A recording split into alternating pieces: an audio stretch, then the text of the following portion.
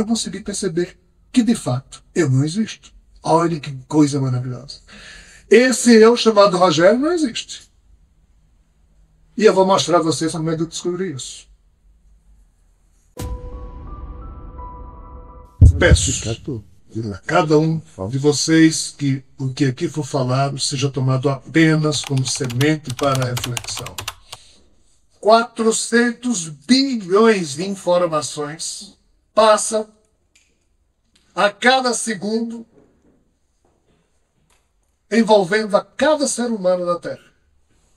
Mas são tantas informações advindas de todo o universo, de todos os barulhos que ocorrem aqui na Terra, de todos os ventos, de todos os odores, de tudo que se movimenta, já que tudo se movimenta no universo. É tanta informação que o nosso cérebro, que foi criado para perceber somente uma faixa dessa realidade maior, de 400 bilhões de bits de informações, o nosso cérebro, em um segundo, ele só consegue perceber 2.000 informações dessas 400 bilhões de informações que estão passando a cada segundo, perpassando a cada um de nós. Só dá tempo o nosso cérebro, entre aspas, colapsar 2.000 dessas informações, e essas 2.000 informações que meu cérebro, seu cérebro percebe, é que forma essa faixa de realidade que nós vivemos. Mas há muito mais para além dessa faixa de realidade. Mas essa faixa de realidade é a que nos leva a pensar que somos essas pessoas que nós pensamos que somos. A questão é como se autodescobrir, o que cada ser humano poderia fazer consigo mesmo para, enquanto vivendo no corpo animal, se descobrir como sendo um algo mais do que um simples corpo animal que todo dia tem que acordar, tomar café, trabalhar, almoçar, ir no banheiro, trabalhar, jantar, ir no banheiro. Nós somos mais que isso. Como se autodescobrir? Nós vamos falar um pouco sobre isso. Pelas muitas luzes que vêm do Oriente, algumas delas nos orientam que não há outro modo, a não ser o caminho da meditação, da yoga comunitária. Algumas dessas disciplinas, somente através delas, é dado ao ser humano, na sua condição animal, descobrir que ele não é esse amontoado de bactérias que um dia nasceu com esse corpo e um dia haverá de deixar de existir, haverá de morrer. Somente através da prática de alguma disciplina é que nós poderemos chegar a se autodescobrir, a se autoconhecer. Porém, qualquer método que nós venhamos a utilizar, e aí é mera opinião pessoal minha, necessariamente este método tem que contemplar as preocupações com a negação de si mesmo, a pacificação pessoal e o controle respiratório. Qualquer método que nós venhamos a falar aqui hoje, que não promover naquele que busca essa percepção uma atitude mental própria em relação a esses três fatores, torno a repetir, a negação de si mesmo, a pacificação pessoal e o controle respiratório, pois que ninguém controla as emoções senão controlando primeiro a respiração. Qualquer outro processo haverá de ajudar em alguma coisa, haverá de ser útil de algum modo, mas não poderá promover esse despertar interior de que, puxa, eu não sou esse mundo de bactérias, eu sou algo mais. Muitas luzes que vêm do Oriente, e aqui me permito uma brincadeira, falam com muita propriedade e com a seriedade do Oriente, que para você praticar esses métodos, para descobrir quem você é, você primeiro precisa fazer isso, isso e aquilo outro. Eu não tenho lá, enquanto ser humano, muita disciplina.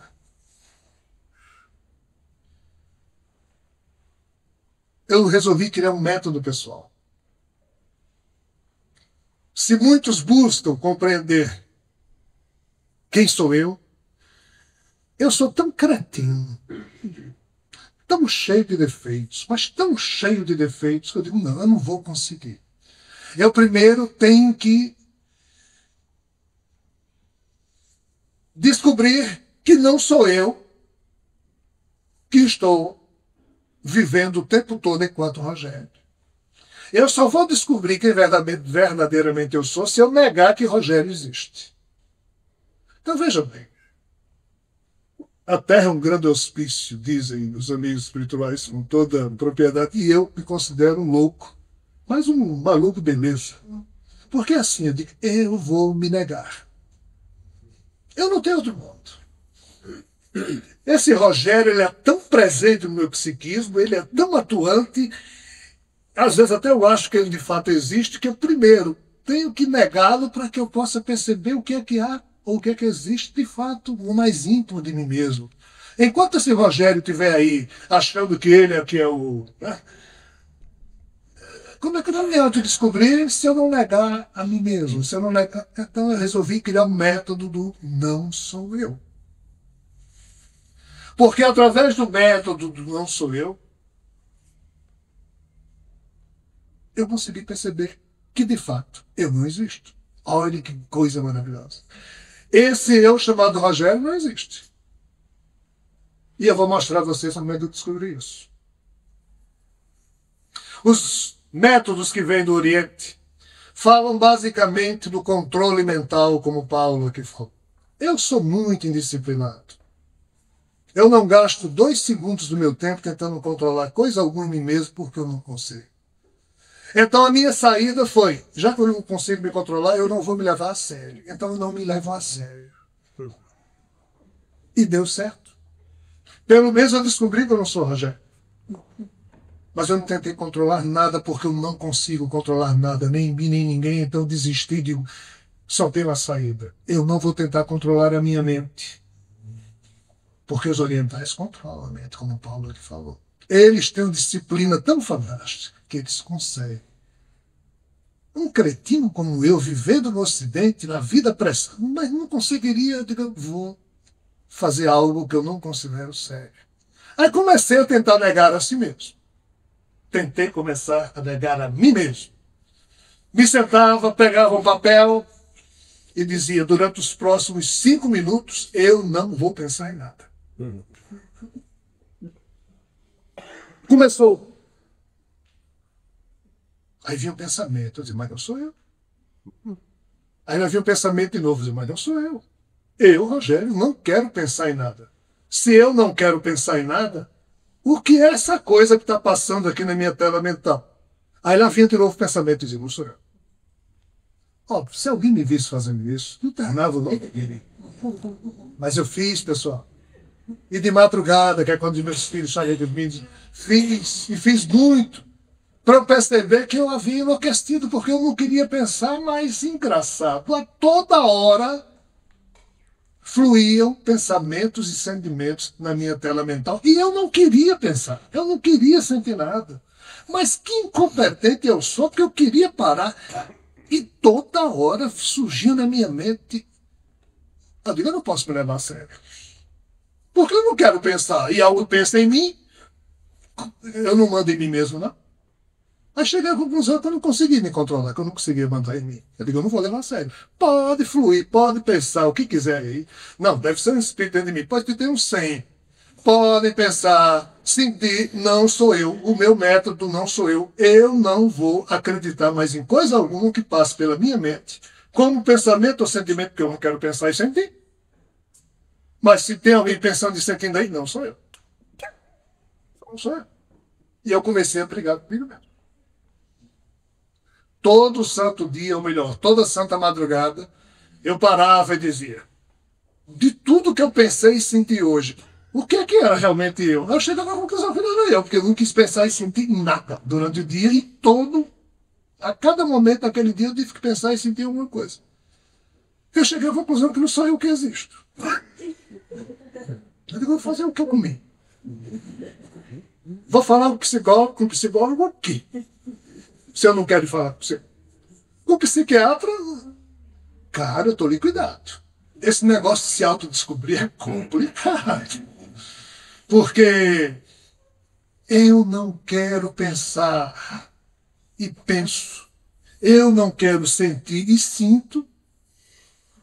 Tem alguma coisa errada em mim. Mas, de fato, tem alguma coisa errada na humanidade.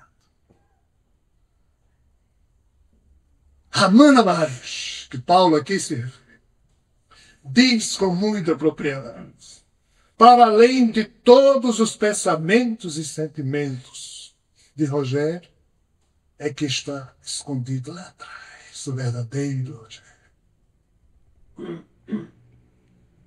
Para além de todos os pensamentos e sentimentos de qualquer um de vocês, esses pensamentos e sentimentos que vocês se acostumaram a sentir a cada dia, a cada momento da existência, para além de todos esses pensamentos e sentimentos é que está o verdadeiro eu de cada um de vocês. E se vocês fizerem a mesma loucura que eu fiz, de tentar escrever num papel, não sou. Aí escreve, bota assim na cara de vocês, eu não sou ele, fica, eu não vou pensar nada. Aí começa a pensar, não, se vocês fizerem isso, vocês vão ver que algo não funciona bem na cabeça. Porque mesmo vocês não querendo funcionar, vocês funcionam o tempo inteiro, então tem algo de muito errado com a espécie humana que eu mesmo sou. Só que a gente nunca descobriu, os orientais tiveram completo disso. Devido ao trabalho da linha sacerdotal advinda de Chico, como muito bem Paulo falou aqui anteriormente. Mas isso só acontece lá. Aqui no Ocidente a gente tem fato disso assim, brincando, para ver se a gente acha que vale a pena seguir com o assunto adiante, porque só doido fica dizendo que não sou eu. Não sou eu. É tragicômico. Nós, seres humanos, somos levados a nos confundir com os pensamentos e sentimentos que povoam o nosso psiquismo e a nossa tragédia reside exatamente nesse aspecto. Nós nos confundimos com os pensamentos e sentimentos que invariavelmente passam pelo nosso psiquismo. E como nós vivemos numa sociedade caótica, num mundo difícil, a cada relação ou a cada interação nossa com as pessoas do nosso cotidiano, com as situações agradáveis ou desagradáveis da vida, seu cérebro está reagindo e repercutindo em si mesmo tudo e um monte de sentimentos e pensamentos complexos passam e a gente fica se sentindo o pior dos seres humanos. A gente pensa que somos nós que... Mas não somos nós que estamos pensando em sentido aquilo, é algo que acontece. E o que é? O que é isso? De novo, os orientais.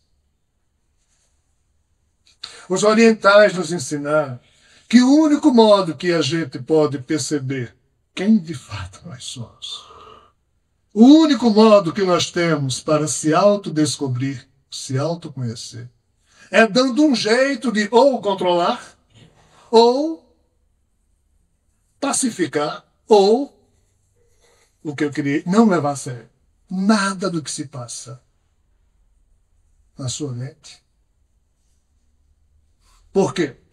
Se você levar a sério, se você não controlar, se você não pacificar, inevitavelmente você vai pensar que você é o conjunto dos seus pensamentos e sentimentos, que você não é o conjunto dos pensamentos e sentimentos que diariamente lhe marcam o psiquismo. Você se acostuma a pensar que é isso, mas não é. E o pior, quando você, entre aspas, morre, quando esse corpo morre, seu espírito sai, se ele estiver viciado no mesmo hábito, ele continua também a funcionar, pensando que é aquele fulano que era quando estava encarnado ou vivendo naquele corpo. Ele se ilude a tal ponto que ele até esquece de quem ele foi o tempo inteiro e passa a achar que foi eu sou Rogério. Rogério era um corpo de bactérias. Rogério nem existia antes do meu espírito nascer. Viveu pensando que era Rogério, o corpo de Rogério morreu, ele saiu, continuou pensando que é Rogério. Vejam que ilusão. Pessoal, como é que funciona? Muito simples.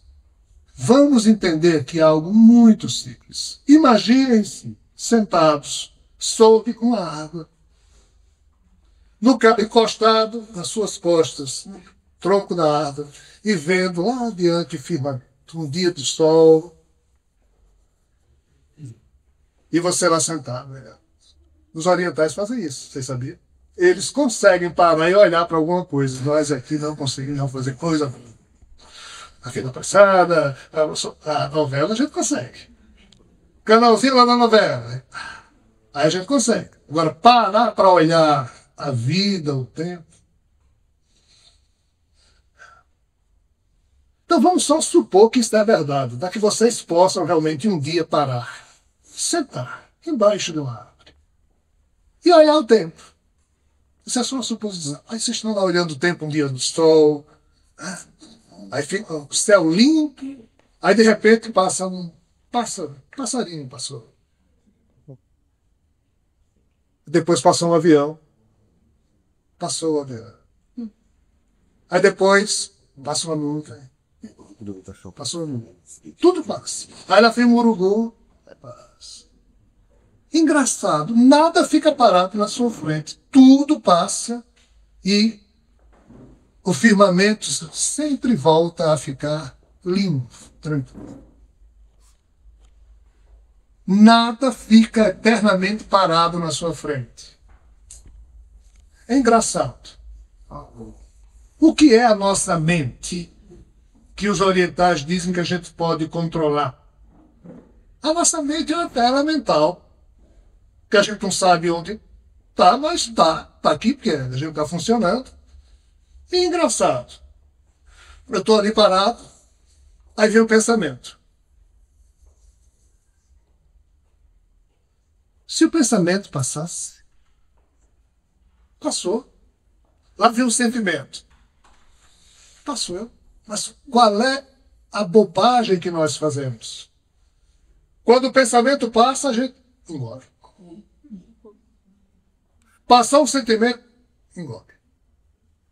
A gente não engole urubu, não engole avião, mas pensamento e sentimento é com a gente mesmo. Passou, a gente... Esse é o erro, pessoal. Esse é o erro. Porque na hora que você se encontra com uma pessoa desagradável,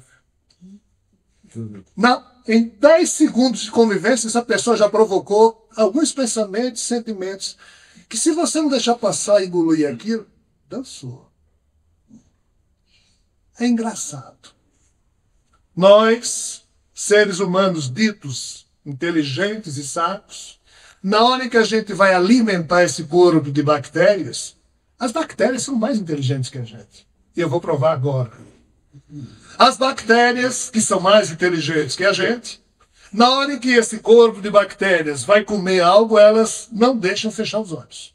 Elas querem que eu veja a comida para ver se a comida é boa, porque se não for boa, eu não como. Elas não deixam eu comer. Vocês já notaram isso? Quem aqui come de olhos fechados? Ninguém. Não, mas se eu tiver uma deficiência, tem. Mas antes de eu botar a comida na boca, eu faço. Eu cheiro a comida. As bactérias fazem isso. São elas, não somos nós. Nós não somos inteligentes desse jeito. São elas. Ou então, se eu não consigo mais cheirar nem sentir, eu encosto a comida na boca para ver o gosto, para ver se eu engulo ou não. Se eu deixo entrar ou não na minha boca. Veja como as bactérias são inteligentes. Não somos nós que fazemos isso, são as bactérias. Porque se a feijoada estiver estragada, a gente não come, porque as bactérias não deixam. Elas são inteligentes. Mas, se nós temos um corpo físico, que na hora em que nos alimentamos de coisa boa, todas as células desse corpo, as bactérias, se alimentam de coisa boa e o nosso corpo fica bonito, forte, saudável, nós também temos o cuidado de não comer feijoada estragada, porque se a gente comer 10 feijoadas estragadas, Banheiro é o cemitério. Não tem outro lugar. As bactérias não deixam a gente comer nem um feijãozinho estragado, quanto mais uma feijoada toda. Porque botou um caroço, não, está estragado, para. Mas o nosso corpo espiritual, nós temos um, a gente não sabe disso, também precisa se alimentar. E do mesmo modo que o bom alimento faz bem ao corpo físico e o mau alimento faz mal ao corpo físico, para o corpo espiritual também o bom alimento fortifica e o mau alimento complica. Mas o que é o bom alimento para o corpo espiritual da gente? Um bate-papo, um bom filme, um momento de carinho, a leitura de um bom livro, uma boa música, meditar. Ou seja, as coisas boas da vida que a gente pode engolir. E essas a gente pode apropriar. Porque fazem bem. Mas como é que o nosso espírito se alimenta? Como é que eu abro a boca do meu espírito para que a comida espiritual entre? Não é abrindo a boca, pessoal, é foco. Aonde você põe o foco da sua atenção, para ali você converge toda a sua energia. Então, ligou a TV, canal 7, um filme de drama, onde morreu todo mundo da família do mocinho, e só ele sobra, aí você presta atenção no filme, 2, 3 minutos depois você já está com vontade de chorar, se sentindo triste. Sintonia. Mudou de canal, uma comédia, você presta atenção à comédia, 5 minutos depois você já está rindo, achando que a vida é uma maravilha. Mudou de canal, filme de terror. Põe o foco da sua atenção no filme de terror. 5 minutos depois você já acha que tem alguém atrás da cortina. O nosso espírito, ou seja, o nosso psiquismo, se alimenta naquilo que ele põe o seu foco e engorda. É assim. Então, na nossa tela mental, eu estou lá, aí passa alguém com um carro muito bonito, aí eu olho para o carro, oh, inveja. Não. Mas se eu engolir, eu vou ser uma pessoa, eu vou achar que eu sou invejoso. Aí passo a ser sim uma pessoa invejosa. Ah, o relógio de fulano é tão bonito. É, cara, deixa o relógio de fulano passar aqui. Eu queria engoli-lo.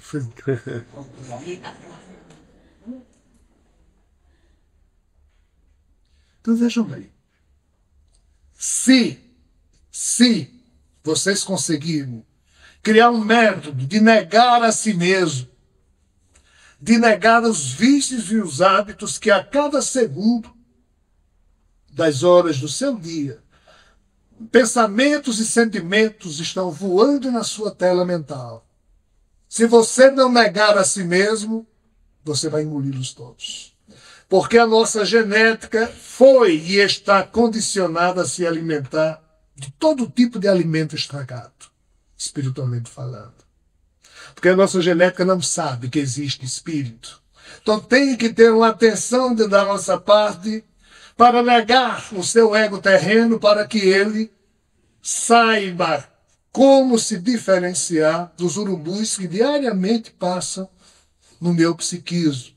Se vocês, a partir de hoje, considerarem cada pensamento ou sentimento complicado como um urubu e notarem que estão pensando ou sentindo aquilo, passa. Mas quando pensarem ou sentirem algo agradável, apropriem isso para o coração de vocês. Toda noite, eu sou um verme, tá? Eu sou um verme. Esse corpo é cheio de bactérias, é outro verme. O eu que eu estou falando aqui sou eu mesmo. Eu sou um verme, mas me divirto bastante.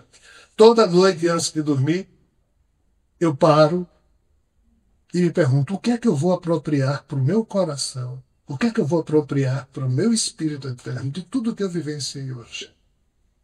O que é que vale a pena eu entesourar em mim mesmo de tudo que eu vivi hoje? Ah, hoje eu tive que viver como diretor de Federação do Comércio, como empresário, tive reuniões, nada disso eu vou apropriar. vejo isso com todo carinho e ternura, mas nada do que me disseram, nada do que eu disse no trato das obrigações profissionais, eu vou copiar. Ah, não, hoje minha filha chegou, me deu um beijo, isso eu quero para mim. Aí eu apropriei. Aí pode durar toda a eternidade, aquele beijo da minha filha sempre estará presente na minha mente espiritual como tesouro da minha vivência. Ah, fulano me disse aquela frase chata, sem problemas. Passa no voo, passa no voo. Quanto você consegue criar um método parecido com esse, de se vigiar, orar e vigiar é que Paulo falou. Na hora que você não presta atenção a você mesmo, na hora que você não se vigia, na hora que você não se dedica a uma disciplina qualquer para se autodescobrir, obviamente não tem outra coisa a fazer a não ser viver como todo mundo vive na Terra. Percebam bem, pessoal. As bactériazinhas desse corpo, os cientistas fantásticos contaram e perceberam que qualquer colônia de bactérias, sejam as que vivem nesse corpo, as que estão aqui na obra dessa mesa, em qualquer lugar, pouco importa o número de membros que essa colônia tem, em média sempre 5% das bactérias de uma colônia, esses 5% estão tentando organizar, melhorar a colônia. Tem lá outro grupo de 5% que está tentando bagunçar o período. E tem cerca de 90% dos membros daquela colônia que, dependendo do grupo que seja mais atuante, eles vão para cá ou vão para lá. Sabe aquela história, Maria vai com as outras? É o neurônio espelho, pessoal. É herança de Javé, mas não vamos disso aqui falar. Nós temos na genética do nosso corpo algo chamado neurônio espelho, que é aquilo que, quando você vê todo mundo ao seu redor correndo, você não sabe nem por que você começa a correr também. É inevitável. Basta 4 ou 5 começarem a correr, para o resto vai. Isso está nas bactérias e está no psiquismo humano, porque nosso psiquismo está adoentado, refém das bactérias que formam o nosso corpo. Então, pessoal, se você pretende de fato se autodescobrir, você vai ter que administrar uma guerra que existe no psiquismo humano entre as duas naturezas que foram aqui já faladas por Paulo. A natureza animal desse corpo transitório, temporário, que nasce e morre, e a natureza espiritual da nossa alma. Mas enquanto você não se descobre como um espírito eterno, vivendo temporariamente submetido a um corpo animal, enquanto você acha que é esse corpo animal, esse nome que lhe deram, o seu espírito fica meio que envergonhado, escondido dentro de você mesmo. Vai fazer o quê? Se eu acho que eu sou Rogério, o que é que o pobre do meu espírito pode fazer? Ajudar o tal Rogério a ser o melhor Rogério que ele possa ser. Mas isso não é autodescobrimento. Isso aí é melhoramento pessoal. Ok, é válido, mas não é autodescobrimento. Paramahamsa Yogananda nos legou algo muito interessante nesse sentido. Paramahamsa Yogananda costumava meditar, fechava os olhos e, ao longo das suas meditações, ele se perguntava: o que está por trás da escuridão dos meus olhos fechados? De tanto ele se perguntar. Veja bem, alguém como Paramahamsa Yogananda, quando para meditar, ou parava para meditar quando ele estava em vivaz, que ele aplicava algum ritmo respiratório diferente do usual, e se der tempo a gente ainda fala sobre isso. Óbvio que ele já deixava a sua mente pacificada, pois que ele não se... Alguém como Paramahamsa já não confunde-se com os pensamentos, sentimentos que passam no seu psiquismo. estando com os olhos fechados e de tanto se perguntar o que é que está por trás da escuridão dos meus olhos fechados. Um belo dia ele escutou. Eu quem? A gente se pergunta. Aí alguém lá dentro de você diz, eu. Certo, peraí. Vamos aqui, vamos negociar, porque eu sou eu, Rogério. Quem é esse eu que está... Mas se esse Rogério ficar pensando que existe, ficar falando o tempo todo, esse eu mais profundo da gente tem mais é que ficar calado. Como é que ele vai convencer Rogério de que... Não vai. Rogério tem que se... E como é que isso funciona? Eu tenho duas alternativas na hora que vou meditar. Uma, tentar controlar a mente, ou seja, pegar a minha tela mental e a cada vez que algo surgir na minha tela mental eu tentar controlar aquilo ou fazer como eu fiz. E outros poucos devem ter feito isso ao longo da história da humanidade. Não levar a sério. A exemplo de uma criança que passou o dia inteiro acordada e às 8 da noite os pais estão loucos para namorar ou conversar e querem que a criança vá dormir, aí os pais ficam, criança vai dormir, criança vai dormir. Mas tem uma hora que as crianças, quanto mais a gente pede para eles dormir, mais acordadas elas ficam. Mas tem uma hora que se você parar de prestar atenção, elas simplesmente pegam no sono. Assim é a nossa mente. Essa tela mental. Se a gente prestar atenção, tentando controlar, se não desenvolver uma técnica fantástica que alguns orientais têm, nós vamos passar 500 vidas tentando e não conseguimos. Mas se a gente não levar a sério, tirar o foco dela, pode passar qualquer urubu aí, eu não estou nem aí. Em algum momento essa mente se pacifica. E na hora em que essa mente se pacifica, porque você já negou que você é Rogério. A mente está pacificada. E você está com um ritmo respiratório que lhe produz uma condição singular. Em algum momento, algo em você surge, existindo, dentro de uma outra faixa de realidade, como se fosse um rádio que agora está noutra faixa, ou uma TV que está no outro canal. Um outro canal surge no seu íntimo, sim. E você passa, então, a viver como ser humano, administrando duas faixas de realidade. Porque na hora que Paramahansa Yogananda se perguntava o que está por trás da escuridão dos meus olhos fechados, que algo mais profundo nele disse, sou eu. Ele permaneceu calado e esse eu profundo começou a atuar nele.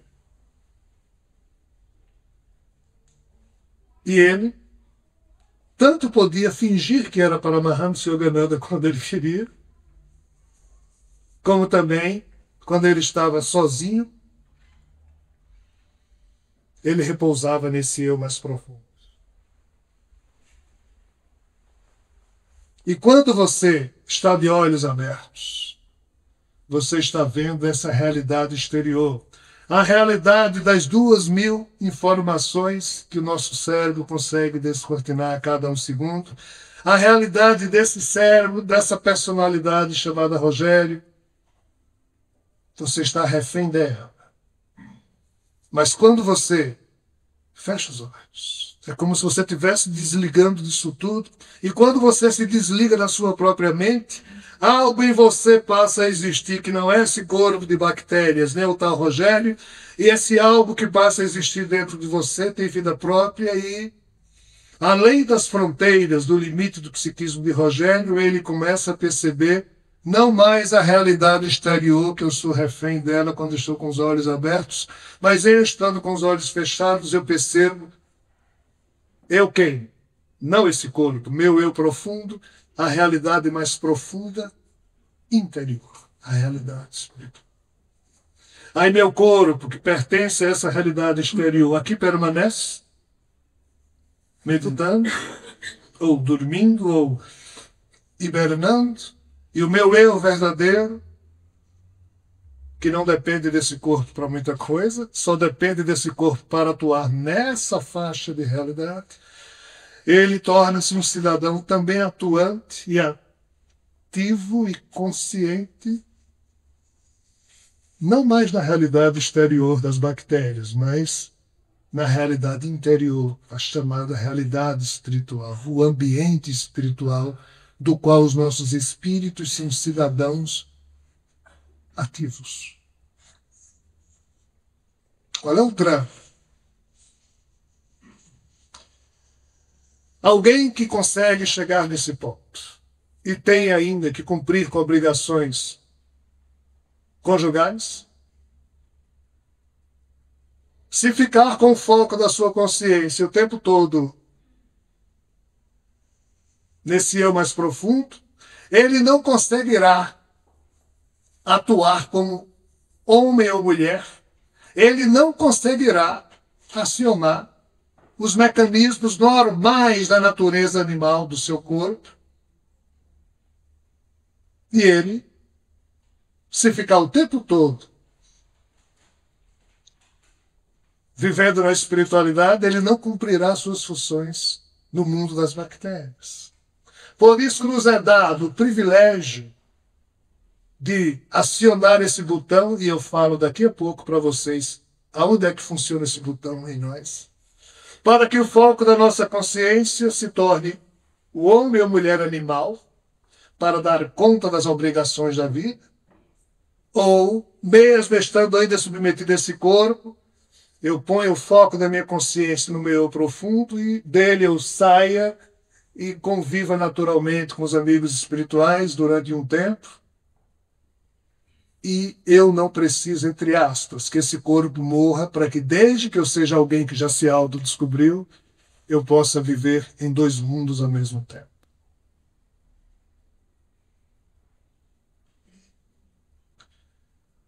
Mas será que isso é possível? É, pessoal. No Oriente isso é possível. No Ocidente também. Afianço a vocês, enquanto verme, que é possível. Só que no Oriente é uma cultura em que na hora em que uma mulher se autodescobre como uma entidade eterna, vivendo temporariamente no corpo de uma mulher, o seu marido, por pertencer à cultura do Oriente, ele respeita e não fica cobrando a esposa. Ei, cadê você? Faz 6 meses que eu estou cheio de água para dar e você aí, em posição de lótus. Como também na hora em que a esposa percebe que o marido é alguém que se auto-elevou, é alguém que se autodescobriu, ela, na cultura de algumas linhas do Oriente, ela sabe que está diante de um Swami, alguém que integrou o seu ego humano ao seu eu espiritual profundo e, quiçá, ao seu eu sagrado. Então, lá no Oriente é mais fácil. Aqui no Ocidente, quem isso consegue fazer tem que disfarçar. Porque se eu chegar em casa, ó, minha esposa, eu não sou mais Rogério. E quem é você? Não, mas você não é mais Rogério, mas nós somos casados? Somos, mas e aí? Ou então chega uma esposa e diz, olha, eu não sou mais fulana. E diz, não, mas nós não temos a cultura. Paulo aqui muito bem disse, a nossa cultura ocidental é filha do conhecimento intelectual. A cultura oriental é filha da sabedoria sagrada. Vejam quanto nós ocidentais precisamos ainda evoluir para podermos nos dar ao luxo de, pelo menos, tentar nos autodescobrir. Porque se a gente fosse autodescobrir nas condições das nossas famílias, o problema não certo. Primeiro os vizinhos, vão começar, aí tem um doido. Nessa casa aí vizinha tem um doido que passa 5 horas parado no Oriente. Então, pessoal, É possível. Eu só vou dizer isso para vocês para provocá-los. Eu já sei que eu sou Rogério. E eu sou um velho. Há muito tempo que eu não sou Rogério. Eu tenho que fingir que sou Rogério. Como é que isso funciona? Vamos recorrer de novo às luzes do Oriente. De lá também vem o ensinamento de que existem 4 mundos no psiquismo humano. 4 compartimentos na nossa mente. Segundo eles, esses 4 mundos que estão presentes no meu psiquismo, no psiquismo de cada um de vocês, são os mundos do agir, o mundo do pensar, o mundo do sentir e o mundo do ser. Imaginem uma cruz. O mundo do agir, o mundo do pensar, o mundo do sentir, o mundo do ser. Vejam bem. No mundo das bactérias, se nós não agirmos, nós não vamos nos conhecer uns aos outros. Por quê? Se eu ficar aqui parado, eu não vou dizer nada durante 20 segundos, tá? E nem vocês também vão fazer nada durante 20 segundos. Eu vou só ficar parado olhando para vocês e vocês olhando para mim. Começou.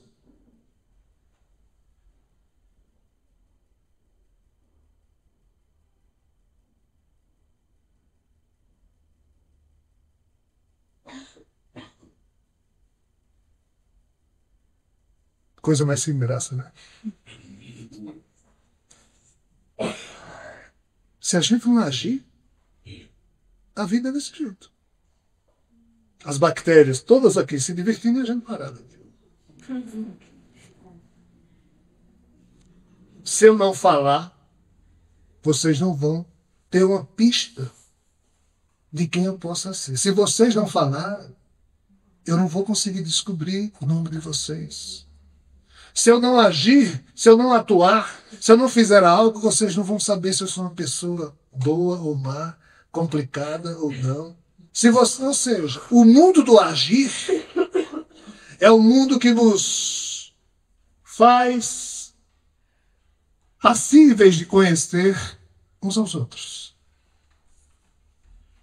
Então, essa faixa de realidade na qual os nossos corpos animais se encontram inseridos é o mundo do agir. Aqui nós temos que agir. Mas nós agimos a partir de que motivações? O que é que nos leva a agir? Aí entram em ação os outros 2 mundos. Aqui na Terra nós agimos motivados ou movidos pelo que pensamos e ou pelo que sentimos.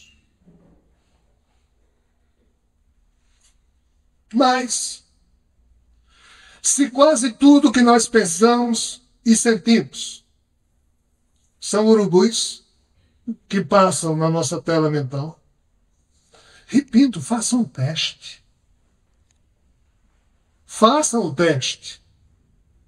Tentem parar 5 minutos e decidam que vocês não vão pensar nem sentir nada naqueles 5 minutos. Ninguém consegue.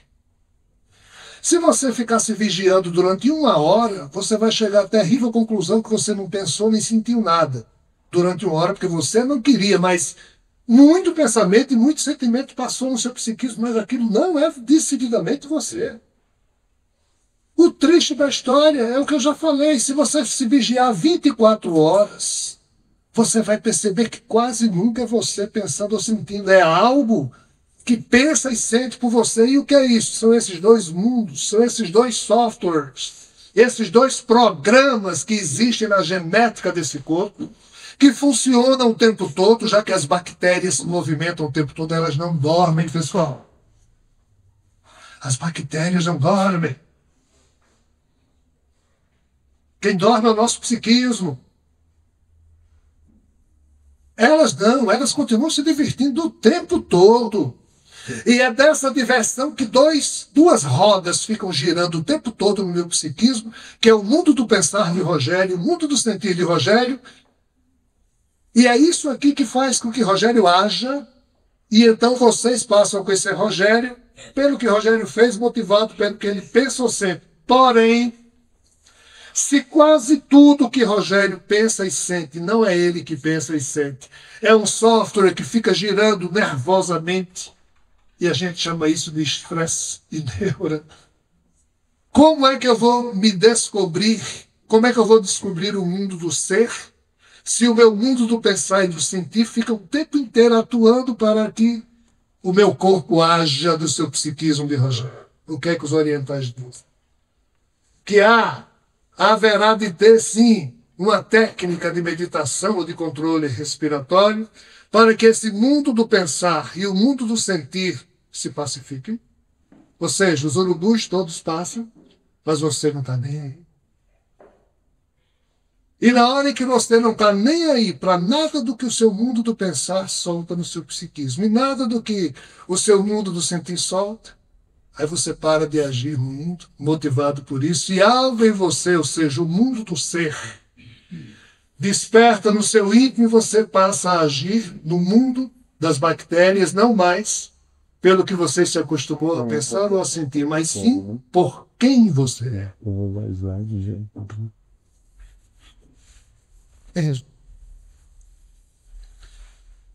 Quando Paramahansa Yogananda se perguntava o que está por trás da escuridão dos meus olhos fechados, quando o homem Paramahamsa calava, quando o seu mundo do pensar e o mundo do sentir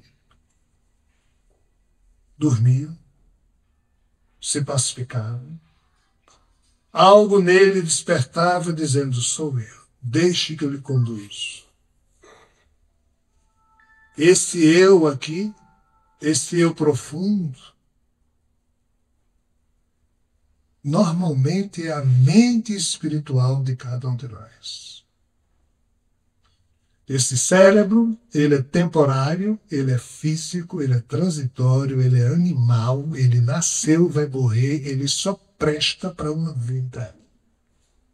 Mas além desse cérebro, que é uma mera caixa de ressonância, nós temos uma mente atemporal, eterna, que existe, e tudo que ela vivencia, seja num corpo ou não, ela marca em si mesmo. E essa mente que permanece adulante, porém discretamente escondida por trás do nosso psiquismo, que febrilmente pensa que existe, e é necessário que esse psiquismo, através da pacificação do mundo mental e do mundo do sentir, deixe de existir para que essa mente diga: oi, sou eu. E na hora em que meu espírito, a mente espiritual que já viveu muitas vidas e que tem um tipo de personalidade que o marca, passa a assumir o controle sobre o Rogério animal, o Rogério animal reconhece que o meu espírito eterno desperta e se deixa conduzir por ele, e o Rogério animal só aparece quando as obrigações da vida material o chamam. Mas esse é um eu profundo, não é o eu superior sagrado. Porque esse meu eu espiritual, ele também tem um mundo do sentir e um mundo do pensar próprio dos espíritos, em que tudo que ele vivenciou em todas as vidas como encarnado na Terra, ou em outros mundos, ou nos níveis espirituais, também está lá repercutindo. Mas se eu aciono o meu botão de mudar a faixa, eu não quero agora ser Rogério, eu vou ser quem eu sou. Esse também quem eu sou espiritual é falso, porque ele também não existe.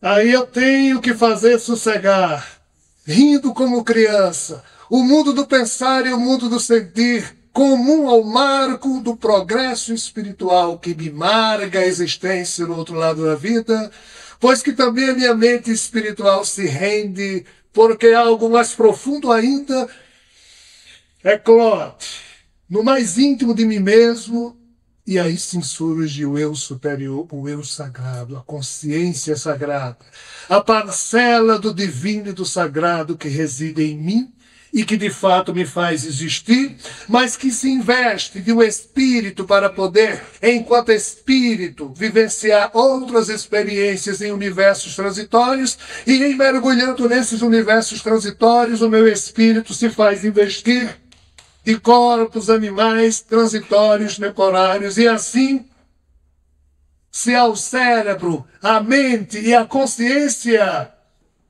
esses 3 níveis de percepção correspondem ao modo de pensar de Rogério, o modo animal, ao modo de pensar do meu espírito, e quando desses 2 eu abro mão, negando a mim mesmo, aí eu percebo que seja o meu espírito, seja esse corpo, nós somos um mero personagem do pai ou mãe amantíssimo que deu de si um pouco, e esse pouco jaz no mais íntimo de mim mesmo, e eu percebo que eu sou Deus,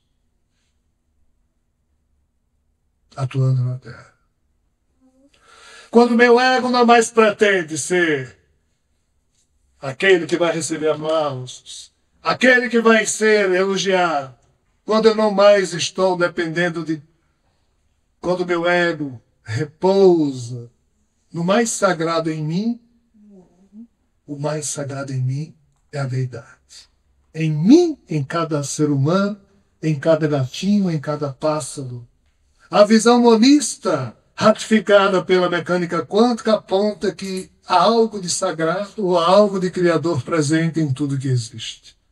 No mundo material, Javé há a sua descendência genética. Mas na realidade espiritual interior, há um outro tipo de herança, a herança divina que jaz nos compartimentos da nossa alma. Assim, o mundo do agir de um Paramahansa Yogananda, de um Jesus, de um Chico Xavier, não é mais o mundo do agir de Rogério, de homens e mulheres apressados. Porque os homens e mulheres apressados ainda agem motivados pelos que pensam e pelo que sentem, e não pelo que são. Esses homens e mulheres maravilhosos aquietam aquilo que aparentemente são, para que o que de fato de divino existe neles possa atuar através do seu rosto, do seu corpo, e é assim que Jesus passa a atuar no nosso mundo como se o próprio Deus estivesse vivendo, porque ele e o pai, ou ele e a mãe, são um só.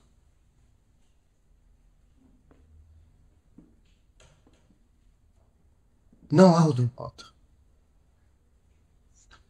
O despertar espiritual que cada ser humano pode promover em si mesmo passa necessariamente, primeiro, por negar a si mesmo, segundo, por controlar a mente ou não se levar a sério, e terceiro, como Emmanuel, através de Chico, sempre disse com toda a propriedade, a soberania espiritual passa necessariamente pelo controle das emoções. Sem que nós controlemos as nossas emoções, nós jamais seremos donos ou mestres de si mesmos. Sempre os urubus estarão mandando na gente, a gente sempre estará se alimentando de coisas indevidas e não tem como se autodescobrir desse jeito. Tem como se melhorar sim como ser humano. Porque mesmo se alimentando de toda a neura, a cada dia que você acorda, você tenta ser alguém melhor, mesmo não estando no caminho da autodescoberta. Porque quem de fato se autodescobre, necessariamente desperta em si a natureza espiritual da sua alma.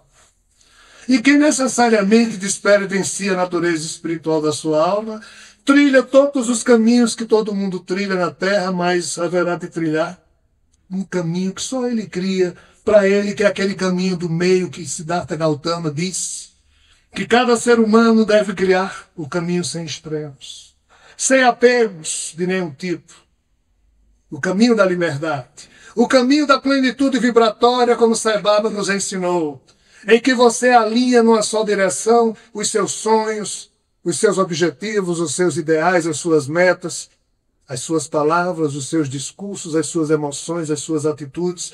Você está totalmente alinhado consigo mesmo, repousando no sagrado que habita em você. E quem assim é, teme o quê? Quem assim é, necessita do quê? Você já tem tudo.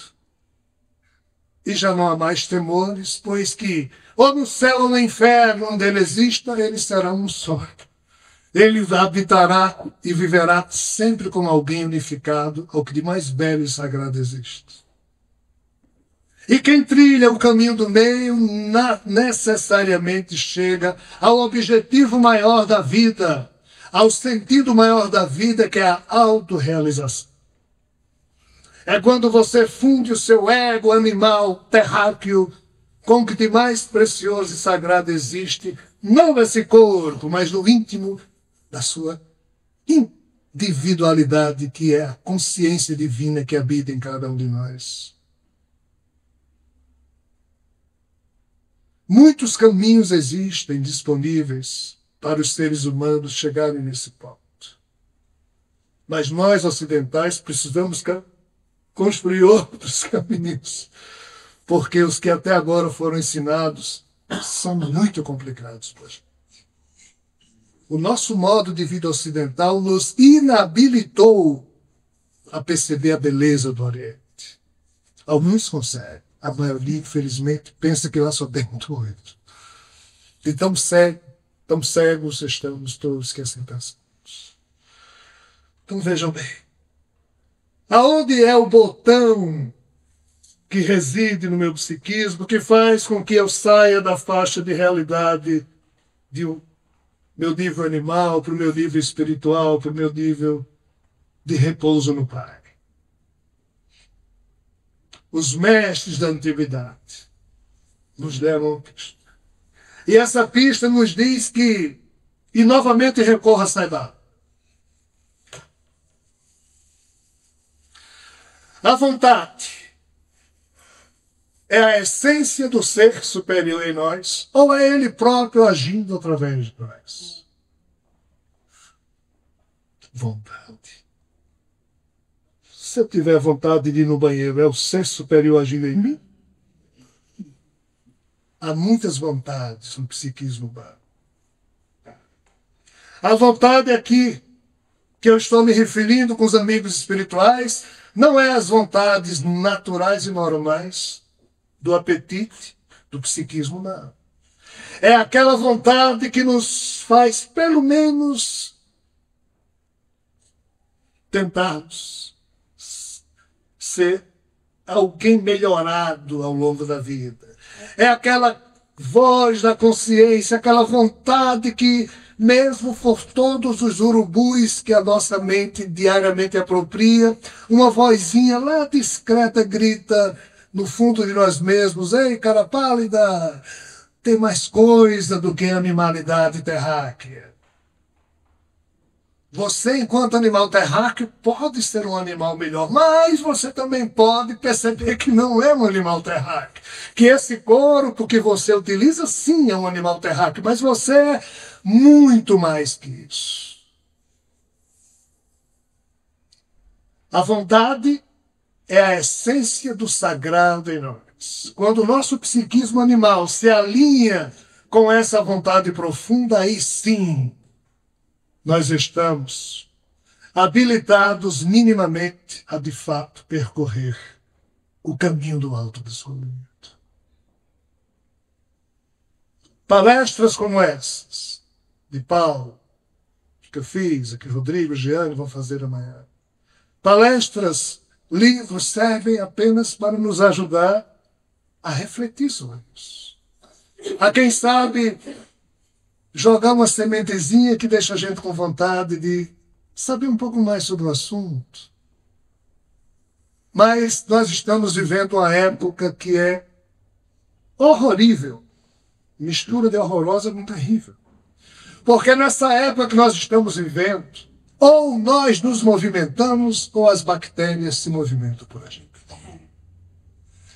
Ou nós nos esforçamos, ou seremos eternamente aquilo que pensamos que somos.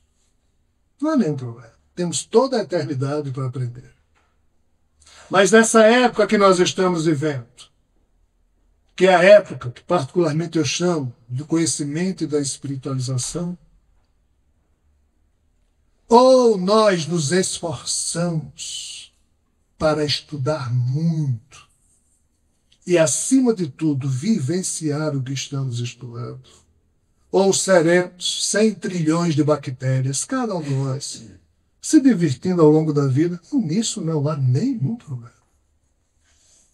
Mas qual é a diferença entre aqueles, e aqui me utilizo novamente do que Paulo falou, foram e vivem sob a égide só do conhecimento intelectual e aqueles que vivem sob a égide da vivência do conhecimento sagrado?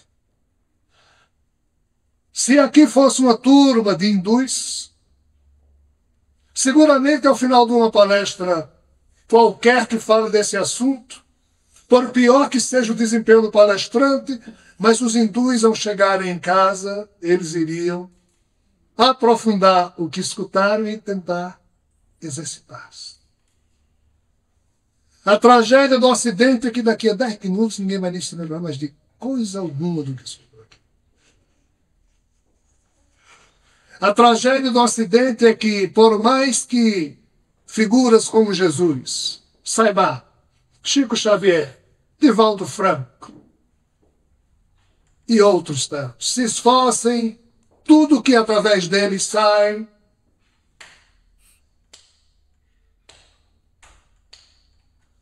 a primeira novela acaba com tudo. O primeiro soninho acaba com tudo. A primeira contrariedade acaba com tudo. No Oriente não é assim, pessoal. Em algumas linhas da tradição oriental não é assim que funciona. Eles sabem valorizar isso. Nós ainda nas linhas. É possível. Isso não é ficção. Leiam a autobiografia de Yogi, de Paramahansa Yogananda, que vocês vão lá descobrir essas páginas que existem e existiram homens e mulheres na Índia que morrem porque tem que morrer, mas a morte deles é diferente da nossa. Eles praticam algo chamado Mahasamadhi. Eles sabem, ou são avisados pelos amigos, a hora em que vão deixar esse corpo. E a exemplo de Milarepa no Tibete, a exemplo de Paramahansa Yogananda e de todos os seus gurus. Todos eles sabiam da hora em que iriam deixar esse corpo. Nesse dia em que eles vão desencarnar, eles dão um abraço mais demorado em cada um dos seus afetos. Olham com mais profundidade. Óbvio que não dizem. Vocês já pensaram? Se alguém que vocês amam chegar para vocês e dizer, ei, eu vou desencarnar daqui a pouco. Não, não vou não me deixa. Aí começa o drama. Como é que alguém vai desencarnar no seu É melhor não avisar. Eles sabem. Aí eles entram numa posição de yoga, predileta deles, posição de lótus, que seja. Olham com ternura e carinho mais uma vez para os seus afetos.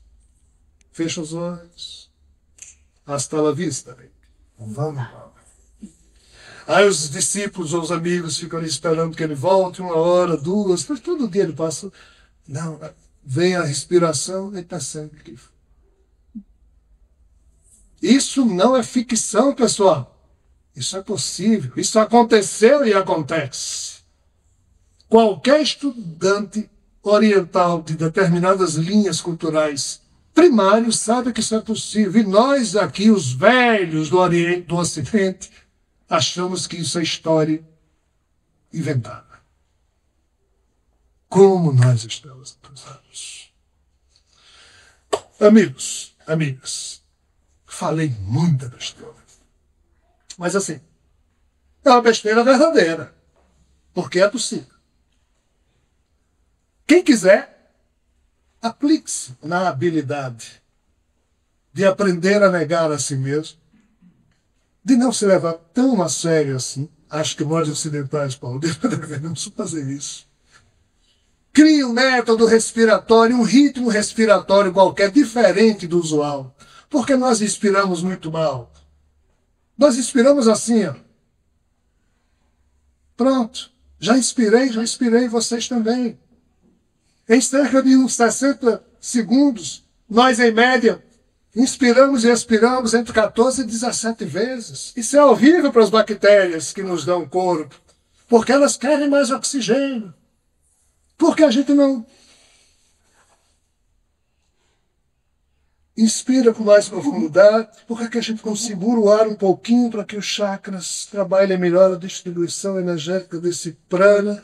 Por que a gente não expira? Por que a gente respira tão mal?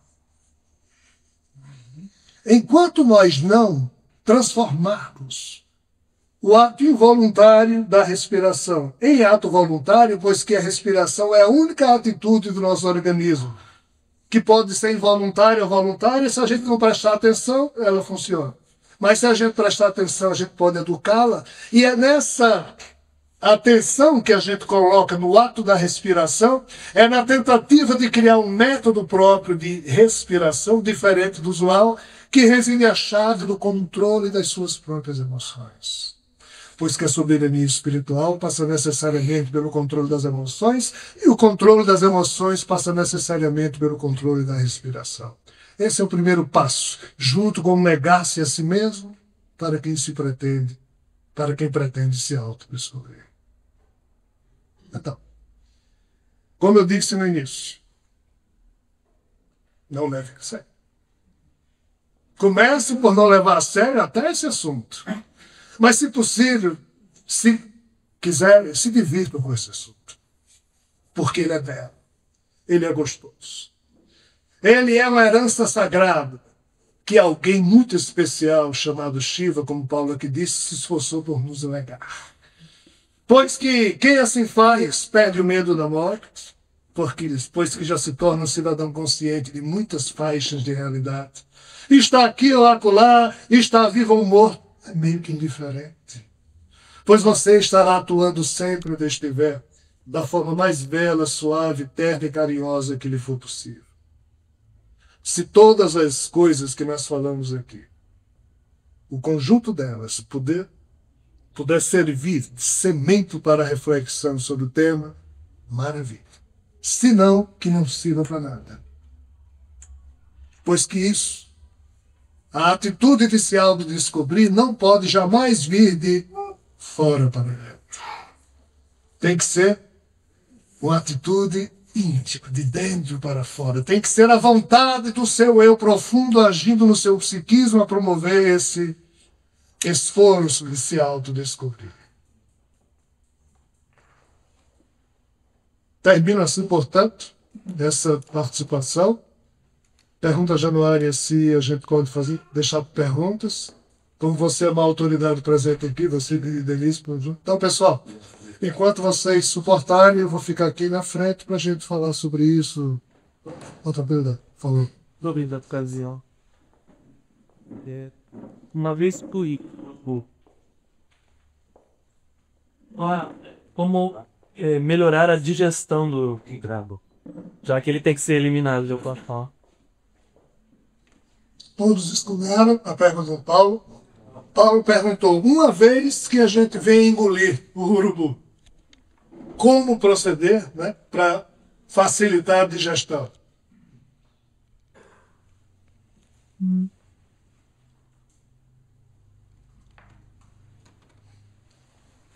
Vou dar uma resposta extremamente complicada. Dando descarga.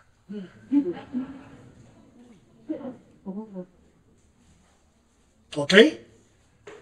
Do outro modo. Engoliu. Tornou-se algo que está girando no seu corpo espiritual, no seu psiquismo. Você tem que expelir. Você tem que literalmente botar para fora. Aproveite e dê descarga. Pessoal, a arte de se auto-perdoar, ela é essencial à condição humana.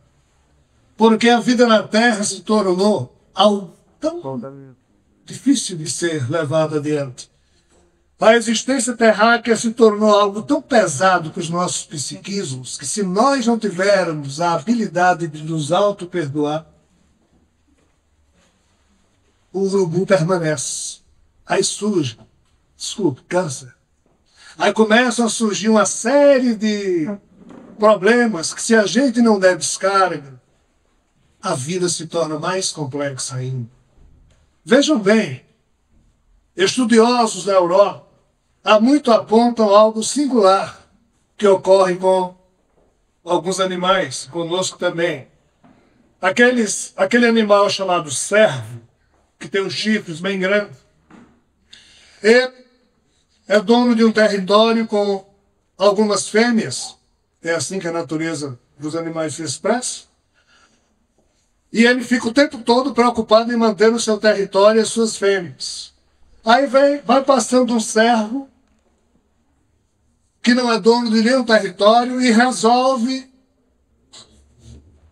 disputar com o cervo, dono daquele território, o território e as fêmeas que ele tem. Aí os dois servos vão para a briga. O que é que foi percebido? Quando o servo, livre e atirador, perde, tranquilo, limpou o rabinho, passou, vai embora, não tinha nada a perder. Ele continua com a vida dele tranquila. Mas, quando o servo, que era dono do território, é derrotado e ele é expulso da área que era dele, a ciência percebeu que ele logo morre porque tem um infarto. A contrariedade é tamanha, o urubu que ele engoliu. Veja só, os dois engoliram o mesmo urubu. Perderam. Não perdeu? Perderam. Um deu descarga, a vida continua. O outro não. O que é que acontece com o ser humano? Um ser humano deve a hipoteca de uma casa num banco. Aí o banco, ele não pagou, o banco vai tomar a casa. Ele tem 3 atitudes possíveis. Primeiro, ficar fulo da vida e brigar até o fim da vida para não perder a casa. Segundo, dizer, rapaz, eu não paguei mesmo, é justo que seja, que o banco tome. Ou terceiro, ficar sofrendo o tempo todo contrariado com aquele de câncer. Ele ficou com um urubu. As outras duas, não, ele, ou na atitude de brigar, dizer, que se dane, perdi a casa, acabou. Tudo depende da atitude mental. Aprendamos a dar descarga. Eu queria fazer, na verdade, uma pergunta, porque eu vim aqui a convite de um amigo e eu vim achando que ia ser uma palestra sobre extraterrestres, tá? Não, eu gostei, adorei. Eu gostei muito porque gostei muito, inclusive, de uma frase. Você disse, eu sou um verme, mas me divirto bastante, né? Achei legal. Queria parabenizá-lo, muito bacana. Você vê que tem vários métodos, acho que o seu método bem interessante. Agora eu queria saber se em algum momento você vai realmente falar sobre a questão assim, cósmica dos extraterrestres também e dessas outras realidades, né? Que eu estava dando uma olhada no seu livro, achei interessantinho. Você fala, olha, a gente acha que a gente é o centro de tudo, quando na verdade isso aqui é 0,0000001%, o resto tudo é cósmico, né? E a gente fica tão concentrado aqui nessa questão terrena, né, que o resto simplesmente a gente ignora, desconhece. Eu quero saber se em algum momento, parece que continua amanhã, né? Acho que é tarde, é isso? Amanhã tem uma palestra com o Mistério dos Deuses. Também tem a palestra do Rodrigo, da Jeana, amanhã à tarde, eu acho, nós vamos falar assim. Aqui mesmo, nesse mesmo local? Sim. 2 horas. 2 horas aqui nesse mesmo local. 12h30, não? 12h30? 12h30, 2 horas. Fome e sono imperam. Acabamos ou alguém quer? Rogério, você falou sobre o nosso formado de 100 trilhões. 100 trilhões de células, sendo que 10% são células humanas, e são bactérias. O que você quer dizer com bactérias? Bactérias Microns, literalmente. Mas em base de Científicos, são cientistas que dizem isso. Eu não inventei nada ainda, eu só criei meu método, não sou eu. Esse é que é doido, e o resto é ciência. Por favor, repita a pergunta no microfone, porque senão não captura aqui.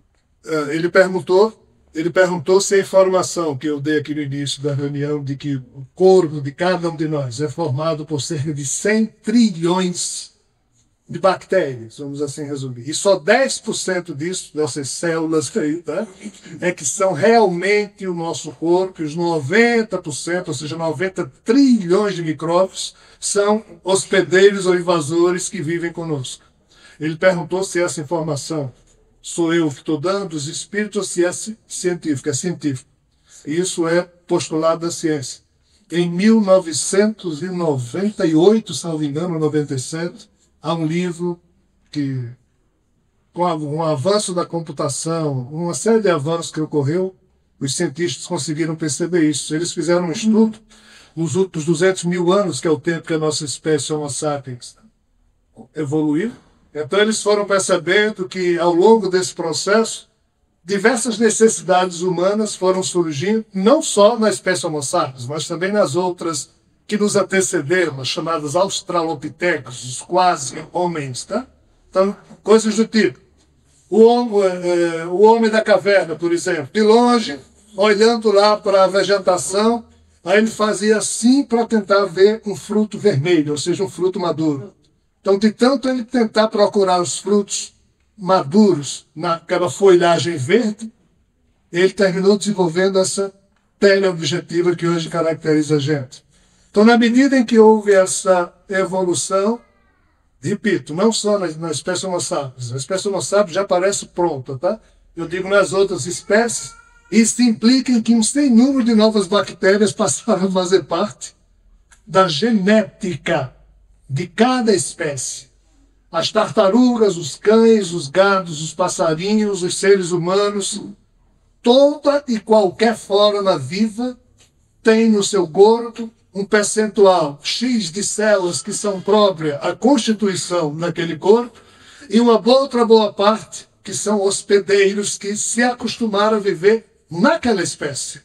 As 15 espécies de bactéria que vivem atrás da minha orelha, na sua, elas não vivem atrás da orelha de um elefante. As que vivem atrás da orelha do elefante são outras bactérias. As bactérias são inteligentes. São muito inteligentes.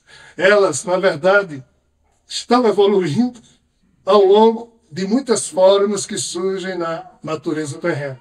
Mas nós observamos de outro modo.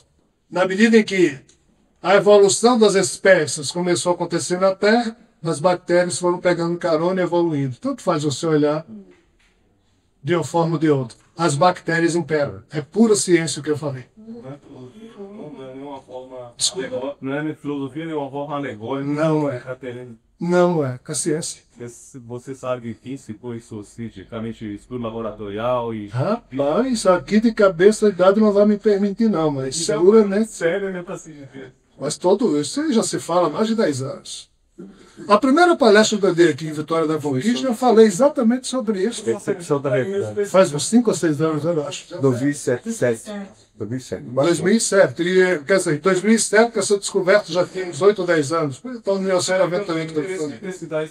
As pesquisas, podem entrar na internet. 2007 saiu Isto É. Saiu Isto É, Carlos, aqui se lembrando. Mas, assim, podem entrar na internet, que eu sempre descobre os nomes dos médicos, dos biólogos evolucionistas que fizeram isso aí. Isso é assunto passivo, já é coisa antiga, inclusive. A notícia não é boa, mas é real. Pois é. Pois já. Diante de tudo isso que você falou, dessa hipnose que nós, a partir do momento que nós nascemos, nos é dado um nome, nos é dado uma personalidade, nós acreditamos nisso, principalmente o ocidental. Como é que a gente concedua o livre-arbítrio?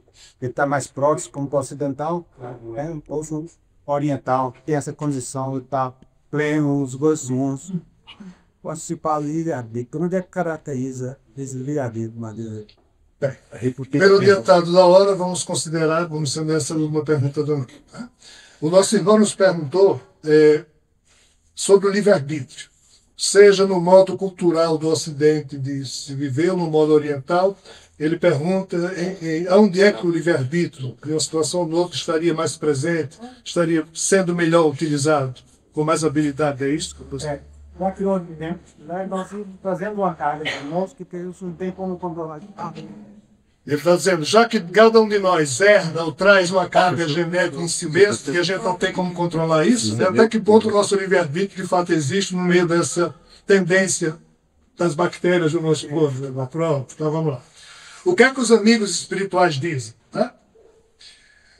Cada espírito que nasce, pelo menos que nasce de forma planejada, ele nasce com a mesma liberdade que um prisioneiro tem dentro dos muros de uma prisão. Alguém que está aprisionado tem todo o livre-arbítrio do mundo para agir, mas dentro dos muros da prisão. Dali ele não sai. Agora, ali dentro, ele tem o livre-arbítrio de agir dessa daquela forma. Sob a perspectiva espiritual, o livre-arbítrio dos nossos espíritos se insere no contexto de um programa encarnatório que sempre é feito para qualquer um que venha viver aqui na Terra, se esse espírito estiver minimamente liberado de grandes problemas kármicos. Pois quando ele está totalmente submetido a karmas negativos, o livre-arbítrio dele é quase nenhum. É só o de como se comportar diante das dores inevitáveis que ele vai ter e acabou-se. Isso é típico de mundo de expiação e provas, como é o da Terra.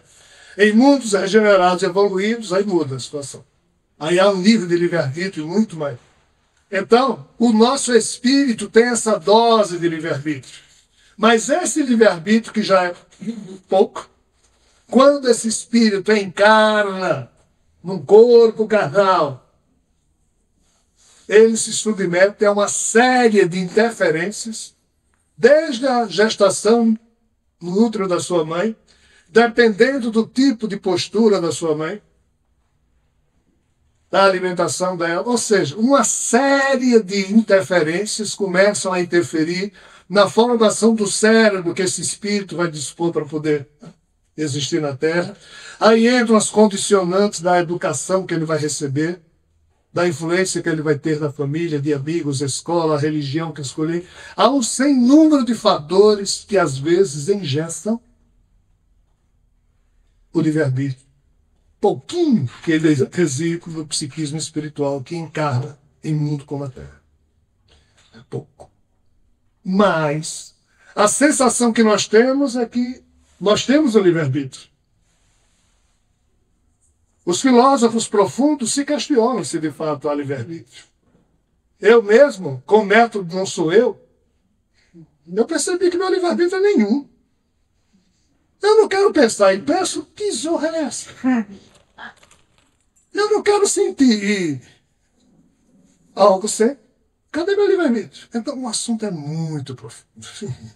Nós só poderemos entender minimamente a questão do livre-arbítrio se nós admitirmos que, de fato, nós temos uma alma que está submetida temporariamente a uma circunstância muito complexa. E essa circunstância muito complexa chama-se viver na Terra, submetida a um corpo animal. E esse corpo animal é muito mais das bactérias do que nós.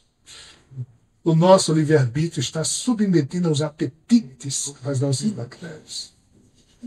Ou seja, é assunto para gente grande. Filosoficamente, eu poderia dizer para vocês, claro que nós temos livre-arbítrio, porque se não tivéssemos livre-arbítrio, como a justiça divina poderia nos dar a cada um de acordo com as nossas obras e méritos.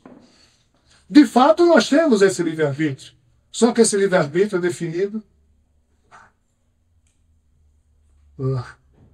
na realidade espiritual. Antes da gente se submeter a um corpo carnal dentro de um programa existencial adrede e planejado. Depois que isso é feito, repito, a gente vem para cá, mas com a mesma liberdade de um prisioneiro dentro da prisão. Dentro dos 4 muros, a gente faz o que quer, mas não sai dali. Ok? Pessoal, obrigado e até amanhã.